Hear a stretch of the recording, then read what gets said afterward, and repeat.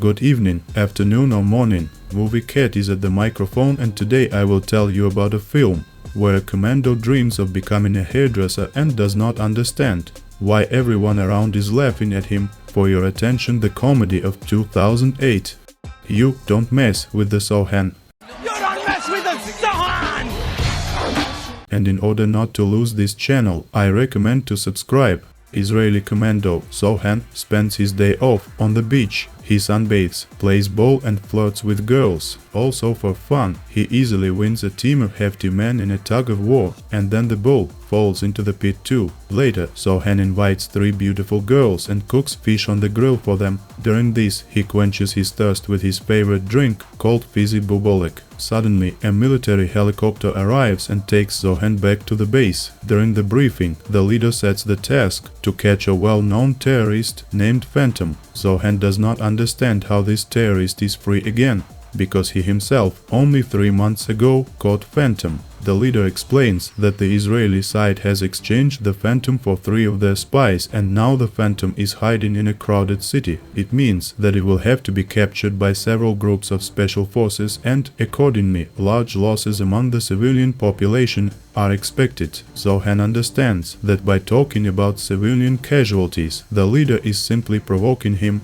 Then Zohan confidently says that he will do everything alone, without noise and death. At night, he loads and checks the weapon, and then takes out the album of Paul Mitchell's hairstyles and examines it for a long time. The next day, Zohan comes to dinner with his parents and asks them how they will feel about his decision to leave the army. Parents do not understand why he need to do this, because Zohan is in the army in good standing and he is paid a lot. Then Zohan tries to explain that he can not only fight, he would like to try himself in something creative. All his friends have worked the mandatory 3 years and left the army, and Zohan has worked in the special forces for many years and has done a lot for his country. But the war has been going on for 2000 years and is unlikely to ever end. Zohan says that he is tired of fighting. He would like to go to America and make people's hair. His father laughs and asks, isn't his son a gay by chance? The next morning, Zohan infiltrates the terrorists' military base and knocks them out one by one with extraordinary ease. Shooting Zohan, they also fails, because he can dodge bullets, catch them with his hands or even his nostrils. He finds Phantom sitting on the ceiling, who threatens Zohan, and then jumps through the window and tries to escape on a jet ski. However, Zohan catches up with Phantom by swimming, pulls the engine out of the jet ski with his hand, and enters into battle with the enemy. Zohan can easily defeat the terrorist, but he also knows that after being caught, the Israeli military will trade the Phantom again, so the Phantom will have to be caught endlessly. Then Zohan decides to fake his death and pretends that the grenade kills him underwater. He removes a pre-prepared bag from the paw of an albatross, then swims to the airplane, which departs to America. Zohan travels in a cage with 2 dogs for almost a day, so that no one would recognize him. He does his hair from the Paul Mitchell album and trims his beard. In New York, Zohan first goes to Paul Mitchell's salon to get a job as a hairdresser. When they ask him for a name, the first thing comes to his mind is the names of the dogs with whom he flied on the airplane. Scrappy Coco. The girls in the salon laugh at Zohan because his hairstyle went out of fashion about 20 years ago. On the street, Zohan sees a man in a suit hit a guy on a bike. Then Zohan stands up for the guy and ties the man in a suit literally into a knot. In gratitude, the guy invites Zohan to his house for dinner and introduces him to his mother. The woman, having learned that Zohan has not yet found a place to live, offers to stay with them in a spare room. Zohan considers all women beautiful, regardless of their appearance, body type or age, so he has sex with the landlady after dinner. The next day, Zohan goes around several hairdresser salons in search of work, but without experience he is not hired anywhere. Then Zohan heads to the Israeli street to his old friend Uri, who owns an electronics store. On the way, he sees a huge advertising poster that says there will soon be a Grand Walbridge shopping center. At the electronics store, Uri says he won't give Zohan a job because this place takes for years. If Zohan starts working here, he will stay forever and will not fulfill his dream to cut people's hair. Uri advises Zohan to go to Rafaelo's salon, which is opposite, on the Palestinian side of the street. Zohan refuses to work with the Palestinians, and then Uri convinces him that here in America the Israelis and Palestinians are not fighting, but just trying to earn a living. Finally Zohan agrees and comes to Rafaelo's salon. To the owner of the salon, a Palestinian woman named Delia. Zohan says that he comes from Australia and he is the best in this business because he has already haircut himself and several dogs. Delia initially refuses, but when Zohan convinces her that he is willing to learn, she offers him free hair sweeping in exchange for training and practice. During the day, Zohan learns to cut hair, and at night he works as a limousine driver. One day one man comes to the salon and says that the rent from this day will be doubled. After that, one of the hairdressers leaves to find a job elsewhere. Then Zohan tries to persuade Delia to give him a job to haircut the clients if there are not enough working hands anyway. Delia agrees, but on the condition that the clients do not mind. Zohan sits the older woman in a chair, cuts her hair, and in doing so, pays many compliments to her body. After the luxurious hairstyle is ready, Zohan has sex with the woman in the pantry.